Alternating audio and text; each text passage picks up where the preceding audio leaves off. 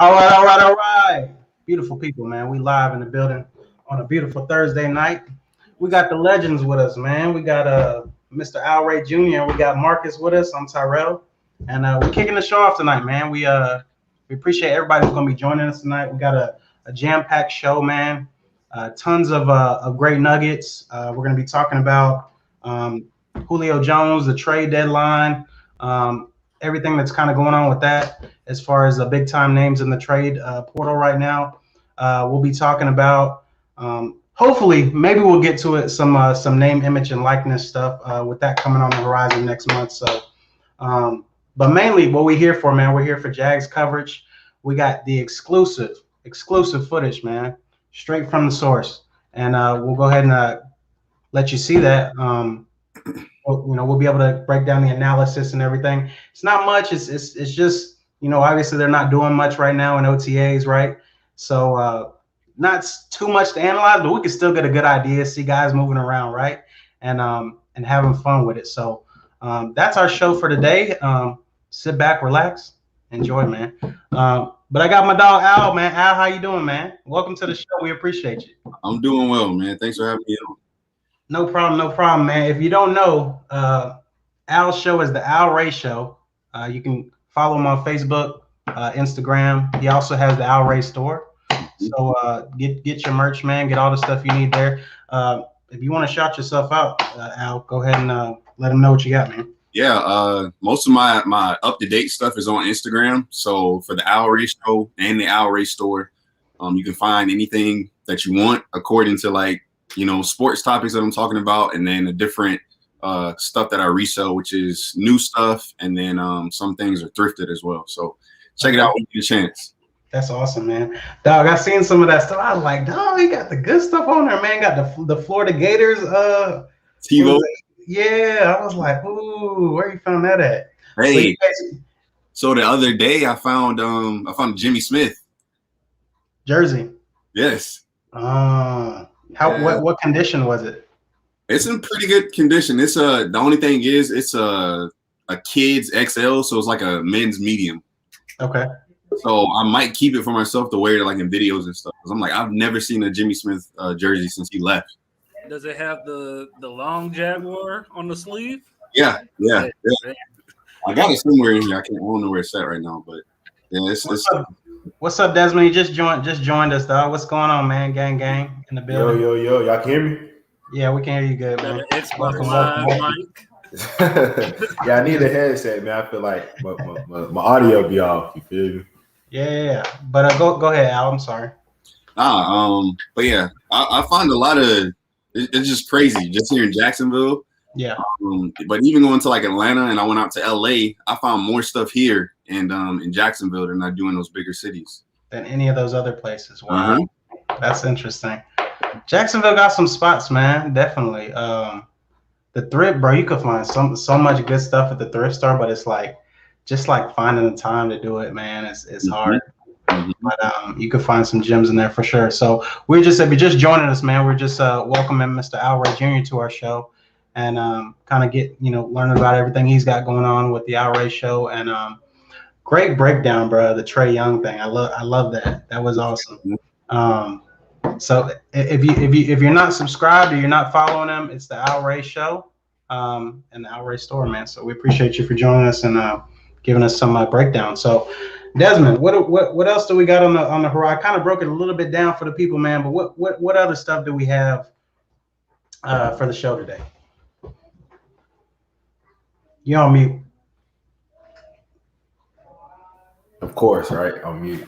So for today, just a little bit of some Jaguars OTAs. We also want to go into some of the Julio trade drama. Kind of some predictions of where he could possibly go.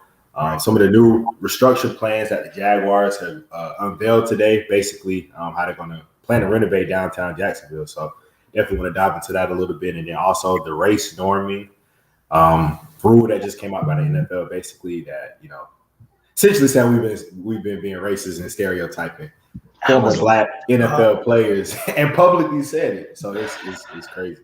But look, just brushed it under the rug and kept it moving though. Like it was nothing, sir. Exactly.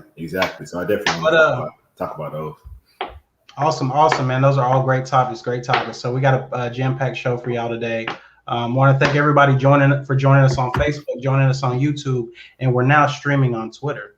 So don't miss us there either. Go follow us on Twitter at KBV Sports and all your other platforms, man. So let's go ahead and get into this footage, man. Let's see what we got as far as OTAs today.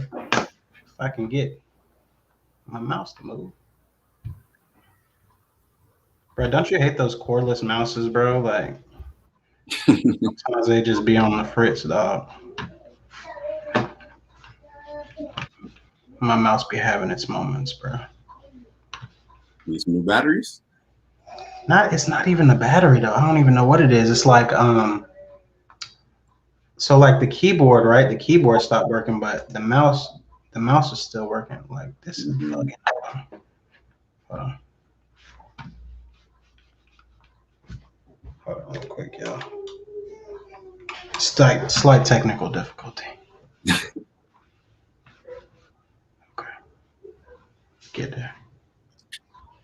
All right. Share screen.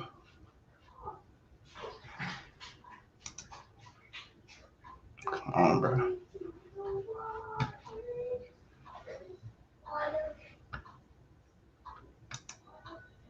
All right, there we go.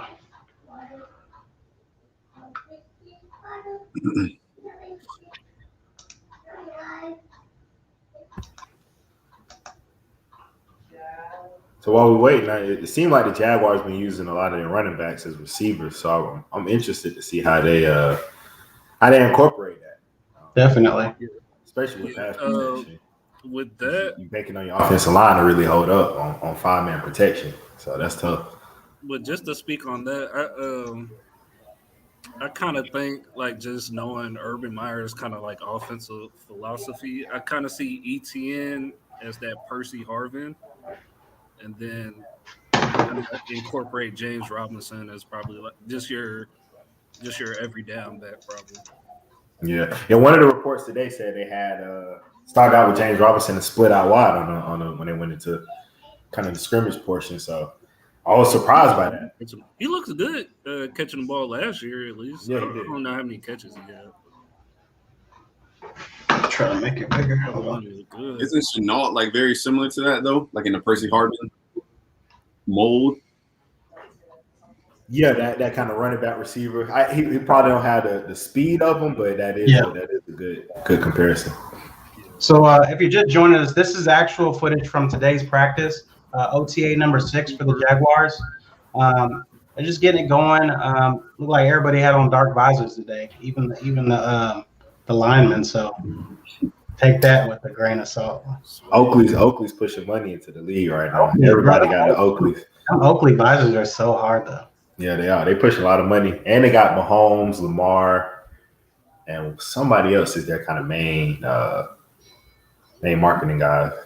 And we want to thank. I want to thank the Jaguars PR staff, man, for giving us the footage, man, and just working with us and really making our coverage just that much better, man. We appreciate them so much. So, shout out. Dang, what's his name? Allen looked like he been working out a little bit, dog. Yeah, he looks to be in great shape. He looks in great shape. All of them really do, man. Who's this? Ellis. I was about to say that. Get some butter, Tebow. They signed Pharaoh Cooper today, actually. Man, he hasn't played for like 2 years. I think he actually played last year, bro. He just didn't know. I remember him playing with the Rams. I think he was returning punts for the Raiders, bro. Like, don't quote me, but I believe he was. I saw him on the field for somebody last year. Marvin Jones, he looked good. Yeah, that's gonna be that guy. Marvin, yeah. All the reports is he looking like a true number one. Marvin and DJ on the outs, and you could put you got Travis Etienne going in the slot and Chenault moving all over the formation. I like it. I'm surprised DJ Chark didn't get the number 7 though. I thought he would have won it. Would have won and got the 7. For LSU. Yeah. I don't think he wore that at LSU.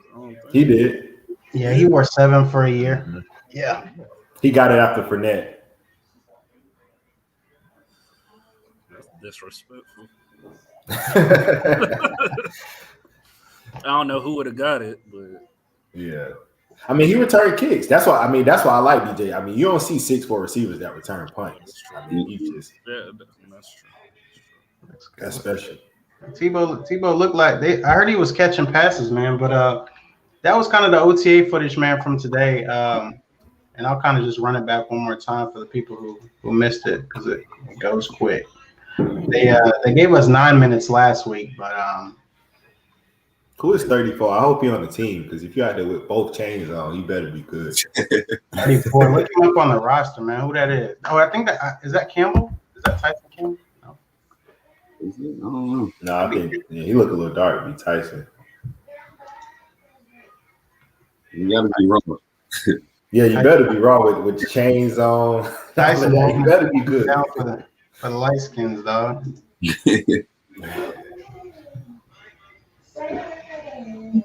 Tebow about 5th on the roster, boy. That boy said, "I'll play everything, coach." Got to. Put me in, coach. By the way, 34 is a nobody. Yeah, exactly. Jameson Houston. Boy, you better tuck that. Tuck that for real. You Wait a minute. We need a diamond tester. Yeah, for real. Yeah, you came from Baylor. Yeah, you and it's the second year. Yeah, they know you flex. you fighting for a spot. Players know too, bro. They know if you flexed up or not. Yeah, see, DJ ain't even wearing all that. They got one that looked like it came untucked. You know what I'm saying? You got the full DVS is on there. DJ ain't believing his own hype yet. Yeah. It's Pharaoh Cooper. Tufele already got a knee. That D-line look hefty. That D-line look hefty. Oh yeah. D-line gonna be definitely taking up space and eating. They look nice. I think Roy Robertson Harris is gonna be so good, man. I think he's a sleeper for a Pro Bowl. He was a guy that I always saw. When I saw the Bears play, it was always like, bro, who the hell is this big ass number 95? And he be eating in the backfield. I'm like, who is this dude? Sure enough, he could have the Calais Campbell impact. Probably not the sacks. Yeah, just the impact on the whole defensive line. Yeah, somebody to take up the double teams. He's there. He's a younger version of Calais. So like, how big? Let me see how big he is. He looks about 6'6". He says 6. I think he's 6'7". 6'7". Yeah, he's a basketball player. Yeah, he lean too. Mm-hmm. Yeah, they got him 6'5", 298. Oh no, he ain't 6'5". That boy about 6'7", 6'6". So the Jaguars roster said, I don't know. He might have been something different at pro day or something. That's what the Bears had him listed at. They had him listed at 6'7". But even like when they was talking the other day, I was watching Jaguars Drive Time. They were like, he looked like a giant. He looks like one of the giants on the field. Yeah, he got the neck for it. He got the neck and the shoulders. They love this kid Walker Little, man. He better bust a grape when we put them pads on him. That's a former 5-star. They put the Baselli label on him already, so he better. I hope so. All them stars don't mean nothing when you get between the lines, dog. He a 5-star. He went to Stanford, so that's one of those where Urban Meyer felt that might have been the guy he wanted to recruited. That he actually got a chance to get later on. Let's I don't know if you guys can still see this, but we're just gonna check out and see what Urban had to say today about practice and what he, because I mean we couldn't, doesn't seem like we can glean very much from what we saw other than just kind of seeing how movements and things of that nature. But see what Urban had to say. Turn it up a little bit. Yeah, it was a light day for the veterans and Monday, personal day. Norwell wasn't there as well. They'll both be back on Monday. Urban looked like he forgot what that Florida Heat felt like. Well, he had to get the turkey. He had to get that thing. I think it was raining. Oh yeah, it did rain too. Yeah, I think it's So Gardner Minshew missed today. Is he getting traded? Bruh, I heard that on the radio this morning. There's all this speculation about how he wants out. He feels like he's a starter, and all these other guys like played ahead of him. I don't know. I'm like, it's too late, bro. You should have, if you wanted out, you should have requested that before the draft. Mm-hmm. I'm stuck now. We'll go to John Reed and then can you just talk about the progress of the offense and just how Trevor looked today? It was great. A really good day today. He's just making steady progress. I want to say I can't give you a percentage of the installation, but we've been at it now for 3 weeks. And one of the advantages that we've had with Trevor, we kind of made a decision. I can't remember exactly when that we were going to draft him. Recording in progress. And we started working with him, a good month before practices started. So he's been great. His retention has been great. Execution has improved. I just like, instead of I speak on behalf of Schottenheimer and Bevel, his seriousness and his approach to this has been fantastic. Just a quick follow-up. What have you seen from the defense, or just what has stood out to you over the 2 weeks of these practices? Are y'all concerned with, like, we already have 2 coaches that are already gone since Urban Meyer's been hired? Or It's hard to get a full evaluation. What happened? Explain that a little bit more. Not really do a lot more against Right. them. Only had, 3 days against like, each with other. the strength and conditioning coach, Both secondary. like, he went out of there as soon as he got hired. He's getting Special close. teams coach. But we have Ray. He was on leave last year, came on, now he's on leave again. Guys are already there. I honestly don't know what's going on with his coaching staff, man. I mean, it That's seems like that's what I'm saying. Like, In the draft to help it. I feel we have some good core players here. So can you that's can where you you start. trust So brought in Damian the Wilson. coaching staff to get us to where we need to be right now? I think the strength and conditioning coach had some racist stuff happen Right. from when he was at Oklahoma State or Iowa. State. Yeah, Iowa. Yeah. So I know that's what that happened. I don't know about the other coach. But I'm just saying, like, isn't that kind of a concern? Like, all right, Yeah, he making some bad choices. But I'd like that's just what I feel, man. I feel like he's kind of like, he needs like a little warm up, dog, to kind of figure out how the league works again. You know what I mean? And like That was my point about the running all this receiver of his running back at receiver. Like, you go face teams that's gonna pressure that, and you got a rookie quarterback with nobody in the backfield with him. They're going to blitz.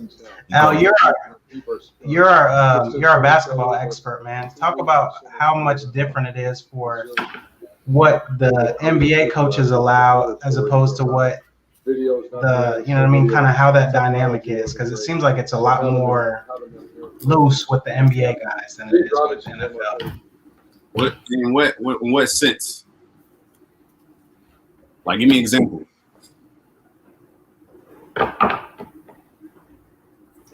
My mouse was messing up, but so basically, just like I feel like NBA guys have a way like longer, like depending on who you are, I feel like they have a longer like string, bro. Just because there's only 15 of them on play ball last year. for the NFL, there's 90 guys. So any little thing. Usually, if you're on an NBA team, bro, you're pretty good, and they find some value in you some kind of way, right? Mm-hmm. If you end up making it to the NFL, in the NFL, they might just put you on for a day or two. He doesn't look like much. We'll let him go. And I don't know. Just like, do you see any differences or similarities from NBA coaches to NFL? Just what you've seen. I think it goes to looking at the logo. Like, NFL logo is the shield, so it's not like a person. The NBA is an actual player. So, and then also with basketball, you see their faces, so that's the money maker. As opposed to football, just go out there, win games. Whoever can do it for us, that's who we'll take. Basketball, like, this guy selling tickets, we need to keep him. Like, think about Jeremy Lin, like back in whatever year that was. He had a little hot streak, sold a bunch of tickets, had ESPN going crazy. How often does that happen in football? So I think that's why basketball guys, NBA guys get a little longer strings. It's like this dude's bringing us money in. They love his face. He's Asian or he's black or he's white. He's foreign, and they play off that. Right. That makes you hit the nail on the head. The NBA is a players' league. Yep. And the NFL is a team's league. You have the loyalty to the team in the NFL, and the NBA got the loyalty to the player. So that's a great point. But I feel like they're starting to change with the quarterbacks, at least. They're trying. They're the only players on the NFL roster that has player empowerment. You know, they're the few that to your point, to where you know what Tom Brady looks like without his helmet. Russell Wilson, you know what those guys look like without it. Not at the linebacker, the 33rd guy on the roster. You don't know who he is. You can walk by him on the street, wouldn't even know. You know what I'm saying? Know who he was. So that's a good. The quarterbacks, they and they make so much money now. It's 30% of the cap in some situations. Like Mahomes, he's 30% of the cap. I run this team at this point. Essentially, essentially. If I don't play, y'all don't win. It's point blank. Period. I got a question for you. What would you like to see that you see in basketball as far as like the NBA or college basketball implemented to the NFL? Like for example, you mentioned the personalities. Like you can see the NBA players' faces more so than the football players. So, what do you think the NFL could take from basketball as far as making players more personable? Personable. I think it just goes to marketing. With how they with on TV, maybe it's locally, or maybe it's nationally, maybe it's on social media or whatever it may be. Just getting those guys that who are next up or whatever it is. Just getting their face out there, because that's all it is in basketball. Like, we just see their face, like, we'll recognize them. Maybe it's more cameras on the sideline or something. Something I would like to see personally is guaranteed contracts, because these guys putting their bodies at risk. Like NBA, you sign that contract and you could be trashed the next however long the contract is. You getting that money. Football, you sign the deal, you trash next year, they'll cut you, and you out of the league. So I'm like, they're putting so much up with their bodies. Who knows how much they put into practice in the off season? It's like, at least, if not everybody, guarantee like your top dogs, not just like, what was it, Kirk Cousins, I think it was, who signed the guarantee deal. If he can get one, why can't Julio Jones? Why can't Patrick Mahomes? Essentially, like, why can't other guys get that? If Kirk Cousins can get it. Yeah, that's the crazy part for me. Well, I always said, like, in the NBA, most of the star players have a player option. Like, so say, like, you're like a Kemba Walker, for example. Like, he's probably on the back end of his career, but at the tail end of his contract, he's going to make $37 million. It's so tough to see. Chris Paul got a $44 million player next year. Yeah, so I think, and he's going to decline it. He's going to decline to get a bigger contract. To get a bigger contract after this season. Right. So I'm gonna turn down 40. How many millions? He has a player option for $44 million next year, and he's going to turn that down, knowing I'm going to get $100 million plus again, fully guaranteed. You know what I'm saying? So it's yeah. The NFL is not going to give players that power, like hey, because of the league, because of is a majority. It's a majority black league, essentially. Like, are the Suns with white superstars? So it's essentially what the NFL is. Is a black league with a few white superstars. So as those white superstars scale back, that's when you start to see different things change. Because Tom Brady, Aaron Rodgers only got 5 more years left. Let's put a cap on 5 more years left. Both of them, maybe less. 5 years for everybody, because they take smaller deals than what they're worth. Like, if Tom Brady takes his max, and I know we're not really talking about all that stuff, but if Tom Brady took the max that he's owed or due, bro, he's getting 41. I think he's getting 41 million this year. But is Tom Brady? I'm getting that bag more than that. Yeah. Well, put it in his age 35 year. What was he getting per year? Probably like 14, 16. Yeah, probably on average, but that's what. So the salary cap. Part of the thing with the NFL, the salary cap dictates the contracts more so than the other leagues. Because in the NBA, you got mid-level exception, you got there's different set rate, different things are set differently within the NBA that allows for people to get paid at different times. And a lot of times you get paid earlier in the NBA than you do in the NFL. In the NFL, you usually don't get your money until that 5th year.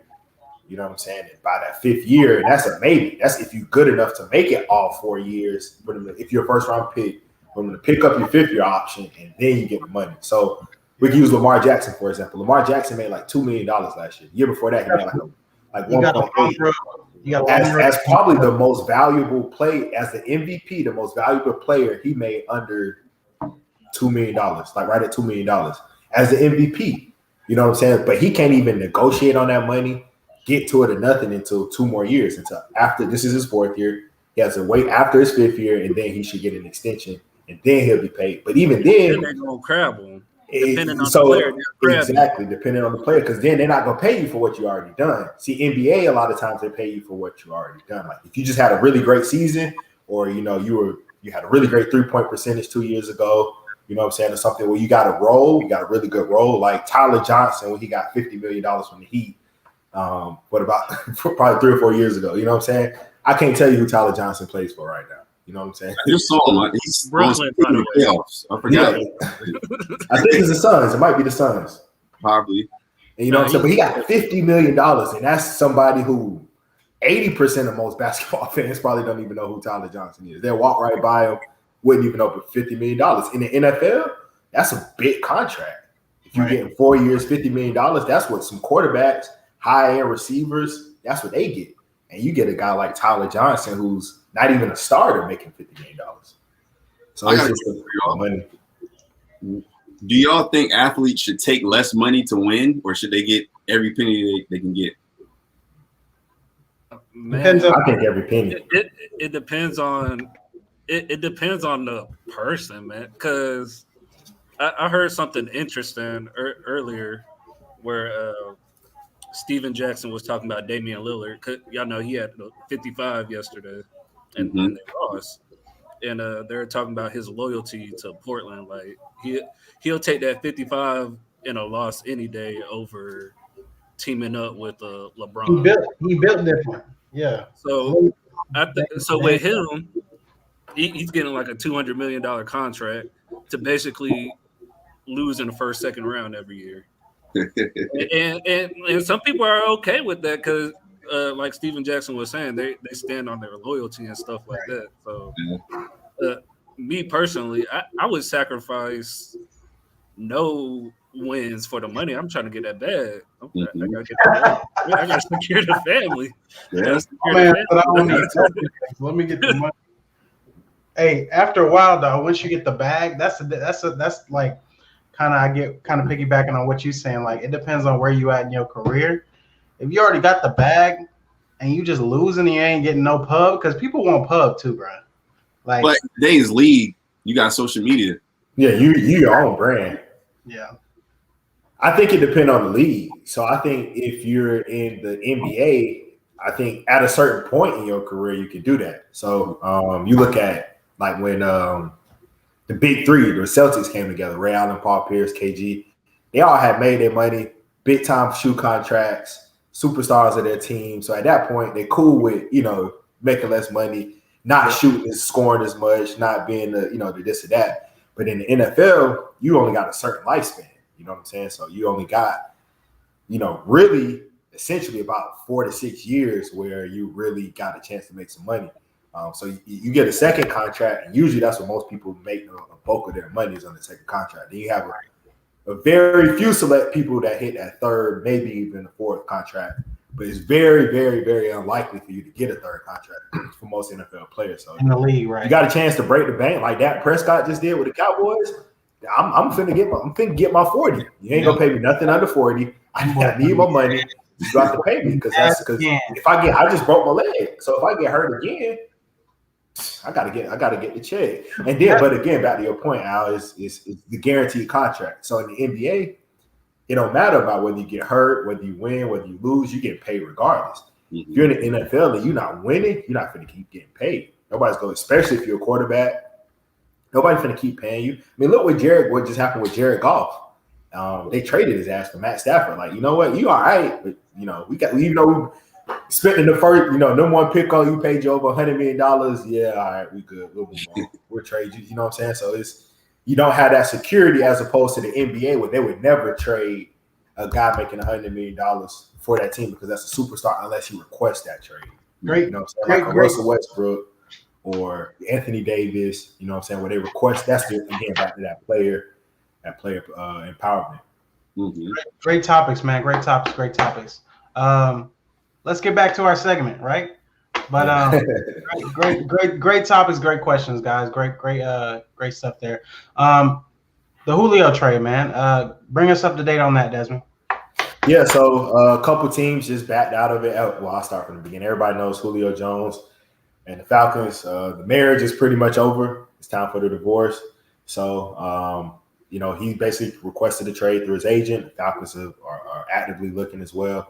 But it's a hang-up because of how much money he has, about $15 million that he's owed for this upcoming season. And the Falcons have very little cap room. They have the second least amount of cap room. They're under $1 million right now. I think it's like $500,000, $600,000. So very, very, limited amount of cap space. But they want a good return for him, obviously, because he's a Hall of Fame type player. So it's tricky because most times in the trade, a team will take on the team that's trading the player will take on some of that salary. Eat some of that so that way they can, go ahead and trade the player. But again, with the Falcons not having a lot of cap room, they can't take none of the salary. So, but I can't give you a second round pick or a first round pick and take on the salary. Like I'm you double dipping at that point. So a couple teams backed out of it: the Rams, the Ravens, the Titans are a possibility, as well as the Patriots, a couple other teams. So just wanted to see what everybody thought about it and some possible ideas and fits for Julio, where he could possibly land. I got a question for y'all, man. Do y'all feel like what Shannon Sharp did? Do you feel like that was green when he called Julio on the show? Unless Julio approved it, that was. He was like, Julio. He was like, man, you going back to Atlanta, dog? I'm out of there. Bro, that made them look so green, bro. And so now you got they asking the coach, oh, what do you expect Julio to do? And he talking about, oh, we're in a wait and see with Julio. Bro, Julio already said he was gone, bro. So what do y'all think? What do y'all think about that? I feel like only Shannon can do something like that. But what did y'all think about that, man? I thought that was green at the time because that didn't seem like a planned conversation. Like, like sometimes, the media and players try to drum up stuff, for contract purposes or whatever.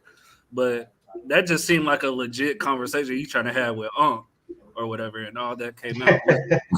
But again, Julio did mention later on that he had already talked to Atlanta or whatever. So I really didn't think it was a major deal as it could have been, but I still thought it was green. But to Desmond's question, them dope boys said, "Don't bring your ass back through here, Julio." for real. Bankhead said, "Don't come back, dog." This case is good, man. They love Julio. He got a son named after him. They love him. But to Desmond's question, I think he'll be a good fit to Tennessee. Him, AJ Brown, Derrick Henry. I'm not big on Tannehill, but I think that's a pretty good spot. Just simply, that's a winning team. They're at a better level of success right now than Atlanta. Have a higher ceiling, and he's not going to be asked to be the man on that offense. Because, like I said, you have Derrick Henry, you have AJ Brown. I feel like that's wasting. I feel like that's wasting Julio's years, though, bro. Let's keep it a buck, though. The Titans really finna do anything? No, well, the playoffs the last 2 years, AFC Championship. But no championship, though. I mean, but they went to the AFC Championship. But think about it, they went to the AFC Championship with Wright and Derrick Henry. Are they gonna beat the Chiefs? They could. Are they gonna beat the Bucks? They could. Even with Julio. They could. Who they got on defense, bro? I can't name one person. Exactly. I mean, they got Jeffrey Simmons. They brought in cornerbacks. Bud Dupree. But who Kansas City got? Can Kansas City stop Derrick Henry? Sure. If that's the main, if that's the main. Listen though, is Tennessee based on how they built, bro? I'll let Derrick Henry run the ball, bro. If I end up stopping Derrick Henry a few times, I only need a few stops because you know who coming back on the other side, Patrick Mahomes, and he gonna score every possession. Think about this. Think about what you said. You're asking. You're gonna if Julio goes to Tennessee, you're realistically asking Julio to probably make 2 or 3 plays a game, bro. Like you're not asking for a big load, bro. Like from him. So I think he just gives you that playmaking factor that they don't have besides AJ Brown and Derrick Henry. I feel it. But Tennessee isn't a team that I'm going to put in the championship, but they're way closer than Atlanta. You know what I'm saying? Yeah. I'll say this: Corey Davis, the receiver opposite of AJ Brown last year for the Titans. He had 65 catches, 984 yards, 5 touchdowns, about 15 yards a catch. He just got paid off of that, so he dropped right at 1,000 yards and 5 touchdowns. Julio could get that in his sleep.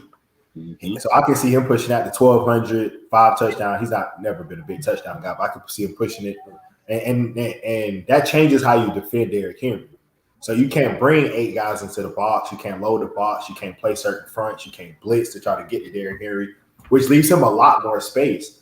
And one other point I will make, during that AFC Championship, the Titans were up on the Chiefs 21-0. I mean, granted, Patrick Mahomes came back, but they were up on them 21-0. So as a Ravens fan and somebody who's in the AFC, I don't want them to go to the Titans because I think that would put them.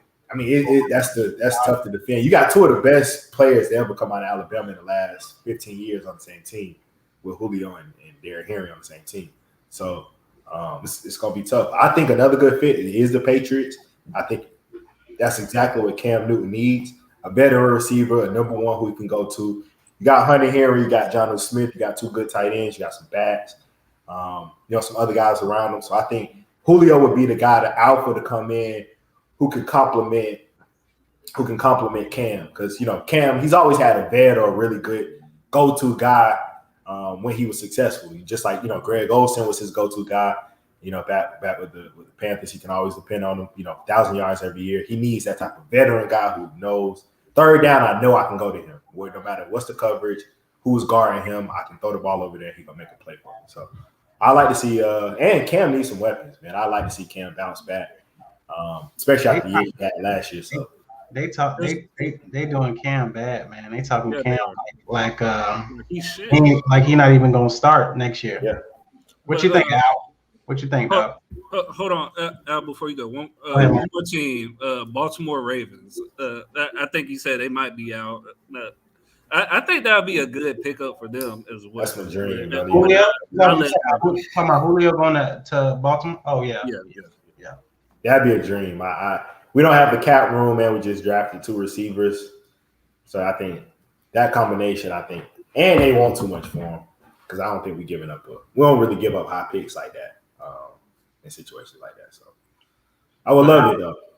Al, how do you feel about Cam, man? What do you think about that situation? Because they drafted Mac Jones, hometown kid, Jayville kid, to replace him. Mm-hmm. And I feel like a lot of people are saying, bro. I honestly, in my opinion, bro, this is my opinion. Before I let you go out, I think Cam's done. It don't matter what he do. It don't matter if he got a full off season. I think he's done. That's just my opinion. What you got? I've never been like a huge Cam Newton fan. Yeah. I never thought he threw the ball very well. He's just a great athlete. Right. I think he might get, depending on how the team does, he might get a full year or he might get like half a season before the fans start calling for Mac. It's just inevitable. He was a first round draft pick, top 15. So at some point they're gonna throw him in there. I wish the best for Cam. Like I'm rooting for him, but he ain't got much longer. Deion Sanders made a good point, man. Did you? I don't know if y'all saw I Am an Athlete. Mm-hmm. I feel like half of it. Bro, that was a good episode, bro. It was a great episode. That was one of the best episodes they've had. Dion be giving Shout out nuggets. to I Am Athlete. Bro, and the thing is, bro, is you ain't got no choice when you cut it on, bro, but to just let it ride. You got to the whole hour Everything and a coming half. from a real place, bro. Everything coming from a real place. But Dion's put it like this. He said, bro, come on now. He said, the dude came out of Alabama. He said, when have you ever had a good Alabama quarterback in the league? He's like, look who he was throwing to. He said, you put any quarterback on Alabama and give him all day to throw, give him 3 first-round pick at wide receiver to throw to.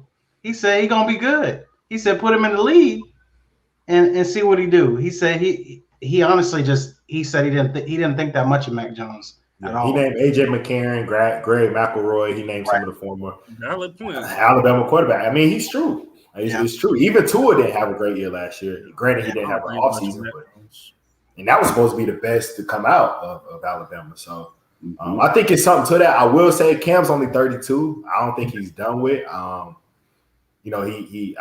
think he needed the time because that system is a complex offense. So even if you look at Tom Brady played in the same offense his whole up until last year with Tampa Bay. He played in the same offense his whole career.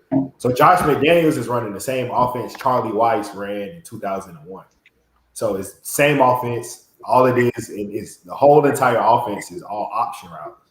So you may see, okay, the quarterback's on outside leverage, so he should be running the in route. But he made the receiver is not on that same page with you, and he runs the out route. Now I got to hold the ball, got to come off that. Now pressure's coming. That may be a sack.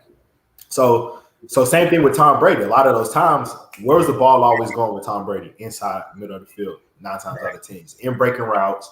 He's throwing to is either a dig, a in route, seam. He's never throwing deep and outside unless he had Randy Moss. You know what I'm saying? So it's all timing. It's all look at the receivers. The best receivers to play that were Wes Welker, Danny Amendola, and Julian Edelman. Right. They can't. None of them run 4.4s. None of them were 40-inch vert guys. None of them were 6 feet even. You know what I'm saying? But they're all smart.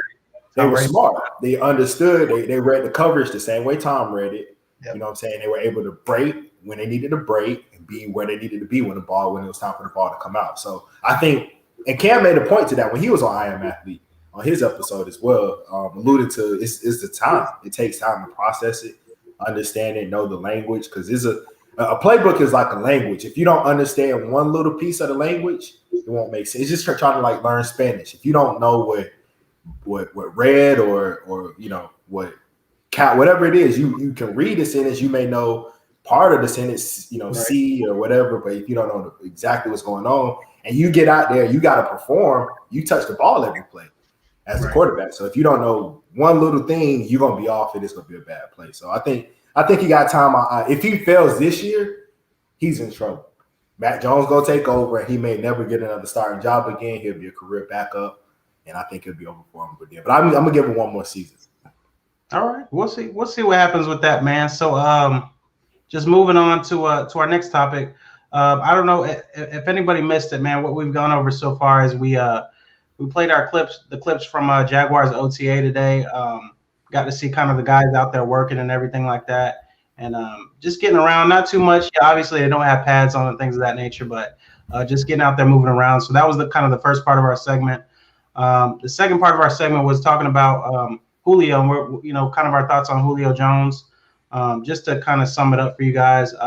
Moving on, man. If you watch the kind of the state, what do they have, like a state of the franchise kind of presentation today? It was something a little bit different, but we all know that Lot J failed. What they tried to do with Lot J, right?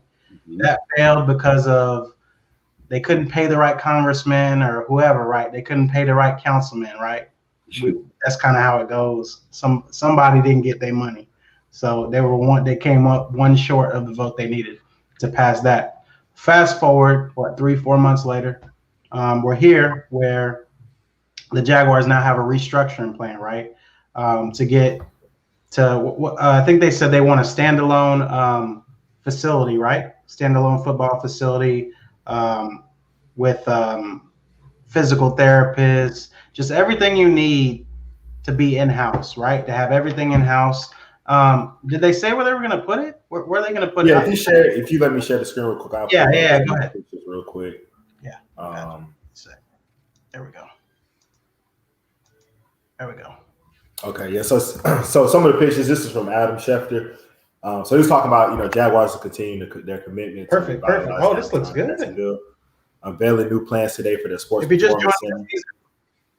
If you just joined us, Desmond's actually showing the renderings of what the Jaguars were talking about today, of a standalone football facility. Looks like it's going to be exactly where the two fields are, where they practice at now. But go ahead, Desmond. Yeah, so just finishing off and basically their sports performance center, the hotel, commercial development, and they also include a Four Seasons hotel that they're trying to put. So a lot of money. The Jaguars trying to bring in the downtown, make it more of a metropolis down there, and really bring in more energy and more money.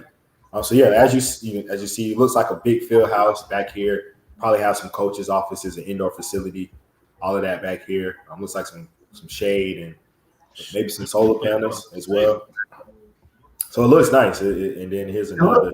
It looks kind of whack though. I don't know, bro. I'm sorry, dog. It looks cheap, dog. Oh no, it ain't gonna be cheap. So what it looks like. Serious, what? This looks like something that Urban Meyer brought in as well, because this is the way a lot of college campuses are set up. As far as the let me go back to this picture. As far as having the indoor practice facility and kind of field house right next to the practice field. So if it's a rainy day, Florida, bipolar weather, they can just go inside into the indoor and still get their practice time in. So I think that's where this idea comes from. As far as this area, I'm not sure if these are offices or that's what I'm trying to figure out. I'm like, where's the area for the fans to watch practice or what? I'm not sure, but it looks like these may be solar panels as well. So my only question is, why is there Daly's place? Where do you see that? No. I'm just saying in general. Like you know what I'm saying? Like that was supposed to be the practice. They said they're going to turn that into a recreational, where the city can use it. So if you want to have like a camp or something like that, or they want to bring say they want to bring a big like a combine here or something like that, like for the high school kids. Okay, that makes sense. Yeah, and I think this is the hotel, the Four Seasons hotel part of it. I'm guessing in this third picture. Is that something new though? Like as far as like our hotels, like a part of like a part of stadiums now? Like your new age stadium, does it comprise having a stadium like right next door to your stadium? Like, is that the new thing though? They said they were gonna put the North Bank. They were gonna put the Four Seasons on the North Bank, which sounds like it's gonna be right where the landing was. Okay, gotcha. Yeah. I guess I was thinking, like, how they said Lot J and all that stuff. Like, I was thinking. Yeah, so it's interesting. I mean, we'll see, how it all plays out. But I mean, it looks nice. It's definitely gonna be some millions to put it up. Oh yeah. So I'm sure it's double-digit millions as well. So it's gonna be a lot of money. Somebody gonna get a great contracting deal with it. But hopefully it makes downtown looks better. Hopefully bring in some entertainment down there, more money to really help revitalize downtown like they're trying to do. So shout out to the Jazz for even trying to liven it up. For real, because it needs it at this point. Too big of a city, too major of a city to not have some of the things that are downtown. We need some dubs. That too. All that new stuff ain't gonna mean nothing if we ain't got no dubs. But like I think that's our like the city's problem. Like we're so synonymous with losing. It's like it doesn't matter what you do, right? And then it's like kind of like a stench, bro. Yeah, this is nice, but the Jaguars suck, or this is nice, or the Jumbo Shrimp suck. Like, you know what I mean? We don't care that the Jacksonville Giants won the ABA championship. We don't care that the Sharks won the AFL champion. Like, bro, y'all trash. Like, you know what I'm saying? Like, I'm not trying to be negative and stuff like that. Like, I want all that stuff. But is that your smoke got smoke segment, man? Is that what's happening right now? Is that what you got smoke with, dog? I got smoke with that, bro, because It's crazy. Like when we go to Dallas, like if any of y'all went to Dallas or whatever and seen their facility or whatever, like that's something you want to go see because Dallas is synonymous with like like everything's bigger in Texas. They have the championship tradition, stuff like that. So you want to see something like that. You want to be a part of something like that. Absolutely. Who's coming from Columbia, South Carolina to say, "Oh, let me see the Jaguar facility before I see the game." Like, you know what I'm saying? Yeah. You know what I'm saying? Yeah. But that's just my 2 cents. I'm gonna go get me a beer in Daly's place if I go see these boys play. Exactly. Like if you invite your family, be like, "Oh man, we got to make sure we see the facility before we see the game." Like, let's take some pictures in front of the facility. Like, nah, until we win, that ain't gonna matter, man. Yeah, and even honoring the past, even honoring the tradition. You know what I'm saying? Even honoring former players, build some statues, do something to make it, make it liven it up, give some attractions. But I also think part of that is it will be like you said, winning. Once winning happens. Like a couple years ago when it was Saxonville, people were coming to the game. It was filled, it was packed, it was money. So that's a big part of it. We got 2 guys that's been in the Hall of Fame finals the last 2 years, I believe, and Tony Baselli and Fred Taylor. Yeah. I'm so sick of hearing about Baselli in the Hall of Fame, bro. Me too. Kick rocks, bro. Kick rocks, Baselli. I'm sorry, dog. Personally, I am too. I don't care. If they trying to put you in before they put Freddie T in, kick rock. Bro, I'm just feel the exact same way. You know what I'm saying? Nah. But to the point, like those guys aren't in just because of the stench of the Jets. Like I think that way. Like just that's why they're not. That's why they're not in, is what you're saying. Yeah, that's why they're not in because Jaguar just got that stench, bro. Tony Baselli had 7 Hall of Fame years. Like I'm tired of hearing him going into the Hall of Fame myself, but he did have 7 great solid years, and there's guys in the Hall of Fame with less years. Yeah, I wouldn't. And Fred Taylor speaks for himself, like in my book, but they're synonymous with Jacksonville. They weren't losers when they're with Jacksonville. Like shit, they're taking them to the playoffs. But again, that stint of losing just hurts everything. Like in my opinion. Yeah, I feel it, and not to put Al on the spot, man, but I feel like we would be remiss if we had our basketball aficionado here and we didn't ask him about his thoughts on the NBA playoffs and that whole landscape. Al, just give us a breakdown, man, for everybody who don't know about what's going on with the NBA playoffs right now. Say you're not the biggest basketball fan. Al, just give us a breakdown, man. Your thoughts, just your honest, raw thoughts about what's going on with these series, injuries, maybe if you know about them, and kind of what your outlook is. And the finals prediction. Oh man, so what cards to get? What rookie cards to get? Oh, Melo Ball, definitely. You gotta get that. Hey, taxing, man. Get that Wiseman too, but Hey, speaking of what? Oh, you got it. Okay. Go ahead. I think it'll be all right. But I'm gonna start off with the Lakers. It's not looking too good. Like they play tonight. It's game 6, I believe, and they could go home.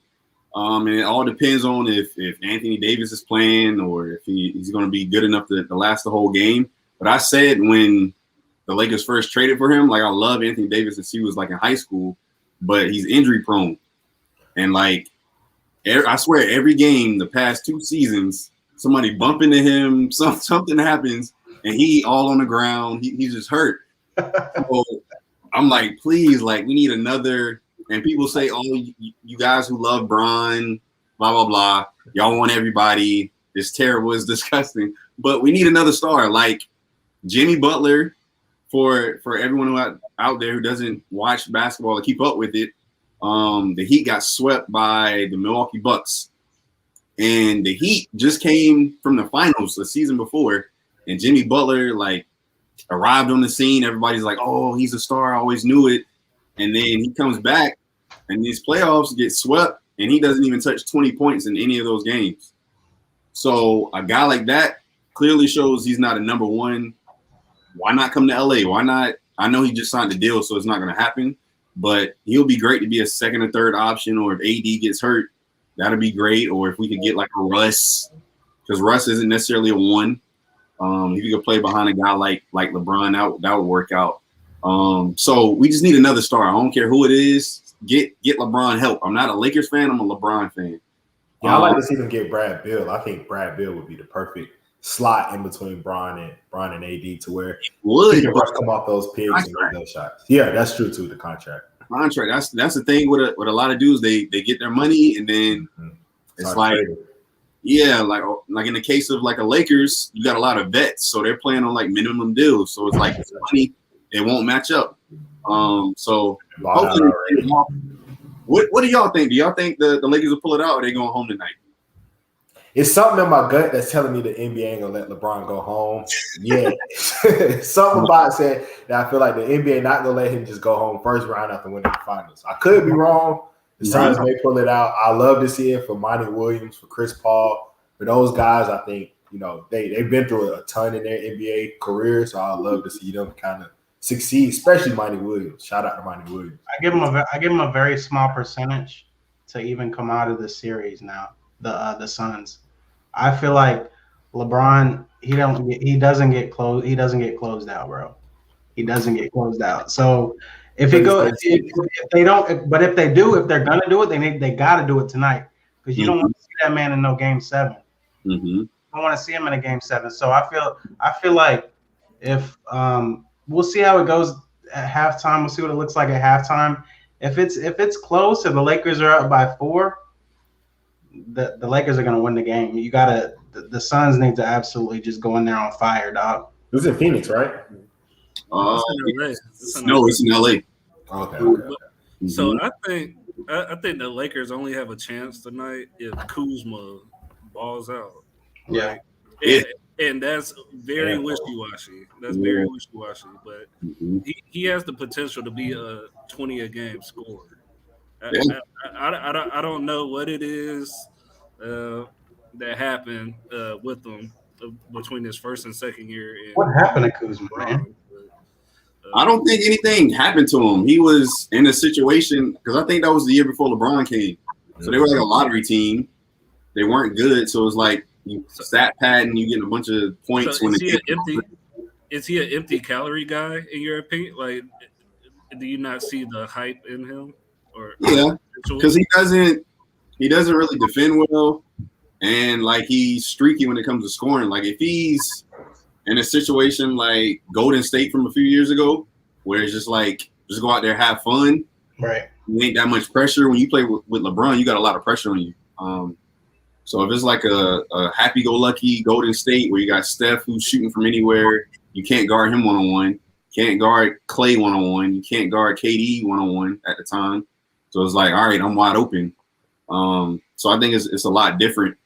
I think his best fit would be like a number 4. So like if you got 3 guys ahead of him and then he's the 4th option, is where he can just chill. He can give you 20 every once in a while.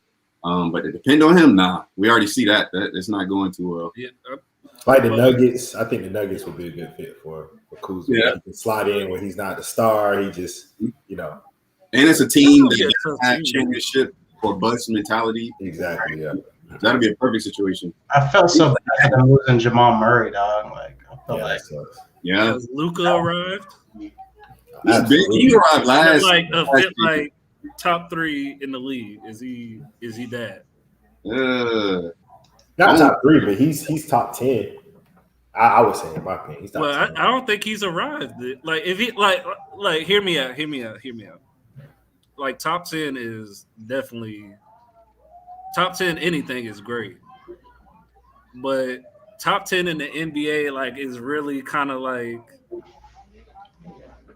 not great player, but like good, very good all-star player. Like in my opinion, like you could throw in like a Donovan Mitchell in the top 10. In my opinion, hold on real quick. Right now, you could argue that. Like, hold on real quick, Mark. You know what I'm saying? Hey, if you guys are watching now, man, interact with us on the comments, man. Leave a comment.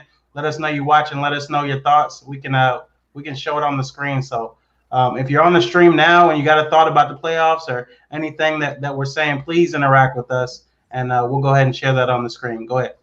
Like so with me, I think Luka's like top 4, top 5 player in the league. Like You can argue it. That's why I argue. Top 3, I just don't. It's Steph, KD, Bron. To me, Yeah. I think that's top 3. I don't Even think teams. I can respect that, but what I was saying with like top 10, like I was saying, Donovan Mitchell isn't a great player to me, but he's a very good all-star player. If you take him off Utah, they're not the same team, obviously. Yeah. But I wouldn't say he's a pantheon great player, like obviously, but he's a top player in the league right now. But I think Luka is one of those pantheon, like, could be Mount Rushmore type players. Yeah. him, Trae Young, Jason Tatum, they're kind of the tomorrow of the NBA. That's how I look at them. I think they're on the same. Trae Young, Jason Tatum, Luka, and I feel like there's somebody else I want to throw in there. I'll take Jason Tatum out. Yeah, Zion. They're the future of the NBA, to where they all jumped out and immediately had huge impacts for the team. And outside of Zion, took them to the playoffs already early and been a leader for the team. So I think I would put I would probably take all of those guys over Donovan. I don't even think Donovan would. I'd take Zion over Donovan right now. I ain't gonna lie to you. But it's some of what Zion just did. It was amazing. 27, 28 points on like 60%. Yeah. But Donovan a dog. He can't guard him. He is. He's a dog. I mean, no doubt. But Like, I think, in my opinion, I think he lives too much on the shot to be. I think he's a good shooter, but I think he lives a little too much on it to be. Right. he's not Steph and Dame. Like last night, he was shooting Exactly, that thing like Dame. Yeah. Like, And I think Luka has the playmaking over him. I don't think if Donovan was a little bit more of a playmaker for the others, I think he'll be more in that conversation. But I don't think that's my only knock on him. But it's gonna be interesting. I could pass it back to Al on the analysis. Al, just to wrap, man. And I know Desmond wanted to hear your finals prediction. I know we want to hear your finals predictions, right? So let's pose this question to you just to wrap. What has to happen for these two teams to make it to the finals, in your opinion? And you can fill in the blank. Mm-hmm. What team are we talking about? Which that's what I'm at. That's my question. What has to happen for your finals prediction, right? What has to happen for those two teams to make it to the finals and ultimately win? So my original finals pick, like I'm always right with LeBron. Like you can't count LeBron out. In order for LeBron to make it, or not saying LeBron, but Lakers, in order for them to make it to the finals, there's going to be AD being healthy. I think that's the only thing. If he's healthy, or he can get where he can play through injuries, then they're clearly, to me, the best team in the West. But if he's not healthy, they don't get there. And probably my second pick would be Utah, just because of their experience. And you got a rim protector like Gobert. You have Donovan Mitchell, who, if we're talking music, if I made a musical comparison, I would compare him to like a Wale, who's like good, but he's severely underrated. Comparison. Like that's what I think of Donovan Mitchell as. So I think, and then you have a guy like Mike Conley. You got like a lot of savvy vets on that team. So I would give them that chance to go to the finals outside of the Lakers. On the East, it's hard to not go with the Brooklyn Nets. They're finally all playing together. Everybody's healthy. You got KD, unguardable. He's 6'10", 6'11", can do everything a 6'1" guard can do. Yeah. You got James Harden, who I think is top 3 or 4 in the league. And then you got Kyrie, who's one of the best finishers ever, and he's a champion too. So I think the only thing with them is, like, can they find somebody else to help them out as for, like, defensively? Because they can outscore anybody. But we saw, like, years ago with Phoenix, they could outscore anybody, but they couldn't stop anybody. Or we saw who was it in the past? There's been other teams that could score, but they couldn't stop anybody. So I think that'll be their thing.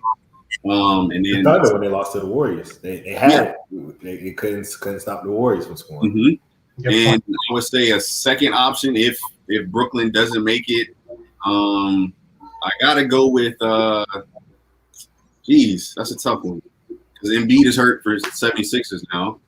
But somebody else was injury prone. Embiid, stay Yep. hurt. Stay hurt. So I don't even have a second option in the East. Just Brooklyn, and then either the Lakers or the Jazz. So Brooklyn. So you got Brooklyn winning it all then? If Bron doesn't make it. But yeah, basically, essentially. But my thing is, history tells you that anytime a team is just put together, they don't win in the first year. Right. But That's true. also, history told us that jump shooting teams never win championships, and the Golden State did that 3 times. So history is meant to be broken. Records are meant to be broken. So anything can happen. So yeah, if LeBron and them lose tonight, or if they don't make it past this first round, then I got Brooklyn taking the whole thing. It's just impossible to guard all those guys. Awesome. I just got an update. Anthony Davis to play tonight versus the Suns. And Marc Gasol is replacing Andre Drummond in the starting lineup. Right. What? Gasol? Yeah. Marc Gasol replacing Andre Drummond in the starting lineup. Gasol can put up them numbers now. Gasol will give you one good He game. won a championship 2 years ago with the Raptors as a Yeah, starter. like Drummond the only one D'ing up Ayton. Yeah. Andre Drummond the only one D'ing up. Gasol's a that's true, but Gasol's a big body. So we'll And he's a see. defender too. I mean, he won defensive player of the year. I mean, it's a while ago, but he won defensive player of the year too.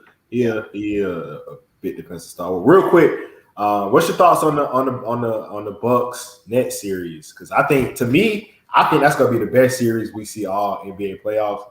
I think the Bucks are the only team that has enough to match up with the Nets. Not as far as scoring, but as far as you got Drew Holiday who can guard Kyrie. You have Middleton who he may not stop James Harden, but he can at least guard him. And then you have Giannis, and then you have KD. So I think it's that's the only team I think that can match up kind of player for player. They have Brook Lopez, Bobby Portis, some of those guys who could possibly make a difference. Same thing with Gary Harris, Blake Griffin on the Brooklyn side. So, what's your thoughts on that Bucks Nets series? I think if anybody can knock them off before getting to the finals, it'll be Milwaukee. Like you said, not even just because guys can guard guys, it's the length. Like you got 6'11", Middleton 6'7". You got what's his name? The guard. I just forgot his name. Drew. Yeah, Drew. 6'4". You got PJ Tucker. Who? PJ Tucker. Yep, PJ Tucker 6'5". Like you got a lot of length, and then I think they're a little bit deeper than Brooklyn too. Like Brooklyn's not that deep outside of what's my guy named Blake Griffin. Who else is on that team? I think Claxton, Joe Harris, a couple of those guys. Dinwiddie still hurt? Who? Dinwiddie still hurt, right? I don't think he came back. He's done. He tore his meniscus or ACL.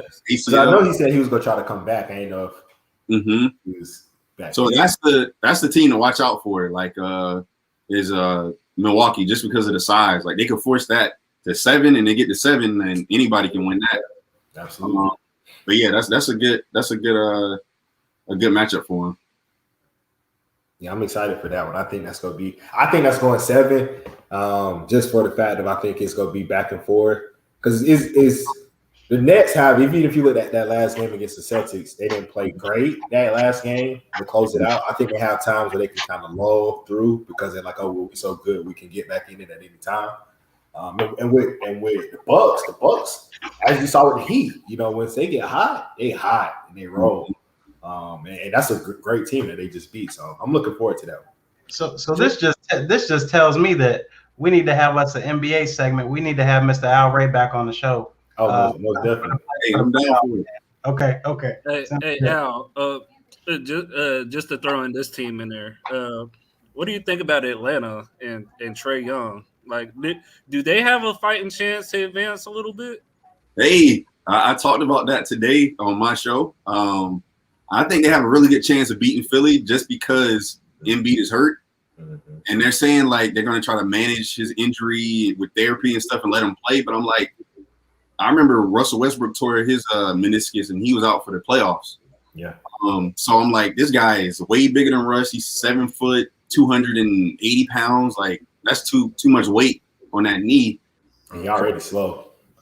If Trae gets to cooking, And he's a lot like, he's not Steph, but he's a lot like him. Like once he gets going, he gets going. Yeah. And if it gets going in the right direction, I think they have a chance of pushing that series like 6 or 7 games and maybe knocking them off. I don't think they will, but it's a great opportunity.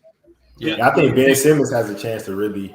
He has to dominate the series for the Sixers to win. He has to. If he don't stop Trae Young and lock him up and really take him out of the series, like you said, I could see that going that way as well. That was my follow-up question. Do you obviously Ben Simmons isn't the player I think a lot of people thought he would become later on in his career. I think everybody knew he didn't have a jump shot, all that stuff. He was a pretty good passer. But do you think Ben Simmons can make that step? Like, obviously, he's not going to be the top scorer on the team, but do you think he can ascend to that superstar level? I don't believe so. I think he'll just be like an all-star at his peak because he won't shoot the ball. It's not even – they say he can't shoot it, and we see like he's bricked it, but he won't even shoot it. So it's like we don't know what you can do. So I think that'll end up holding them back. And, of course, people can work on their shots. Like Jason Kidd couldn't shoot for majority of his career, and then the end of it, he was lighting people up. And he's like top, 3 or 4 all time in makes. So I think he can, and it might be like a Jason Kidd type where you're old and you're just like a 3rd or 4th option. But in his prime, I don't think he'll ever be a superstar. But the good thing about it is his ability to play defense. Like he's a really great defender. That helps. Would you blow it up? Like just like after this season, like it's been 4 or 5 years. Yeah. Would you blow it up, and who would you pick in B? To stay. See, I don't know his contract situation, so I don't know if he's re-up recently. But I would probably look into it because it's like every year Joel Embiid gets hurt, and I feel like they're more invested in him because he's shown the ability to be like an MVP type guy. And I think you can get some return on Simmons. Like if you surround him with like some shooters or just a guy who doesn't occupy the same space that he does, kind of like Embiid does. I think you can get a lot back for him, and you can surround Embiid with some other like talent. But I think if it doesn't work out this year, I think you probably should look into blowing it up. Yeah. I love to see him with like if something ever happened to Draymond, he wasn't on the Warriors. I'd love to see Ben Simmons on the Warriors playing the Draymond role. Basically at the 4, you're the defender, you switch everything on defense, and then offense you kind of push it, you hold it, you find those passes, and kind of let Clay and Steph kind of work. So I'd love to see him in that role. I think that'd be a good fit for him. Can you imagine that? Him on the break, yeah, taller, oh my God. And an open offense like that's free flowing, that just kind of lets the ball find the right person. I hate to do y'all like Molly off the first take, man, but we went kind of long on that segment. It was a good segment. One last one, real quick, before we hit up on that. I got. All right. NBA draft coming up. You want the lottery as far as coming up. So, what do you think about the top 3 guys, real quick, with Evan Mobley, Jalen Green, and Kay Cunningham? Just a couple quick thoughts on those guys. You want me to be honest? Yeah, and who would you take one if you want to do that? Yeah. If we being 100% honest, everybody, like analyst-wise in the media, they talk so much trash about this past class with Wiseman, Edwards, and Ball. Those 3 are going to be better than any 3 from this upcoming class, in my opinion. That's big. I think that especially that guy, Anthony Edwards. He a dog. Melo Ball is my guy. Like I've been on his bandwagon since he was in high school. Yeah, I'm with you. Those guys are some stars for real. Mm-hmm. I watched Cade Cunningham. I watched Mobley. Who was the other guy you talked about? Jalen Green. Jalen Green. Like they didn't. There was nothing about them that was like, wow, like they're gonna be the next stars. Like, will they be busts? Anybody can be a bust. Mm-hmm. Will they be superstars? I don't think so. Like Cade Cunningham, to me, he's a little stiff. I think he's more of like a 3, and he is. I don't think he'll play a point guard. Yeah. Yeah, he's not playing point guard. Jalen Green, he can be too pretty for me sometimes. And I wasn't the toughest player either when I was playing, but he's super athletic. Like I think he can be really good, but I just feel like he don't have it like what Melo and Edwards and Wiseman has. And then Mobley, they compare him to Chris Bosh. I don't see it. Like Bosh was nasty coming out of Georgia Tech, and I definitely don't see that. Offensively, I don't think he's as polished or as developed as Bosh was at that same age. I agree with you on for most of it, especially the K. I think K going to get a little looser. I think his comparison is like a Luka type player where he's kind of plays at his own pace. If he hits his star potential, I think that's where his projection is. But Evan, I went back. I was actually watching Evan last night, which made me ask this question. But looking back at Evan, I think he has the potential to be that guy. Just for the fact that he's an excellent passer, excellent on defense. He can switch. He has left hand, right hand finishes. Even sometimes he's pushing the break coming up with the ball. So it was kind of saw some flashes there that I think comparing it to last year's class, projection could beat up with. Hey, I'm taking Isaiah Adams, by the way. Fuck that. All right, Isaiah. All right, y'all. All right. So I hate to cut this segment. Like, I feel like we're not gonna give it its due diligence, but the best as we can. Let's talk about the race issue with the NFL real quick, man, before we go. Desmond, I think you had more info on it than. Yeah, so I'll jump into it. So basically, the NFL and the NFL Players Association just settled a lawsuit. Let me get the exact amount of billions that it settled for. We're about to go into this race issue, man, with the NFL.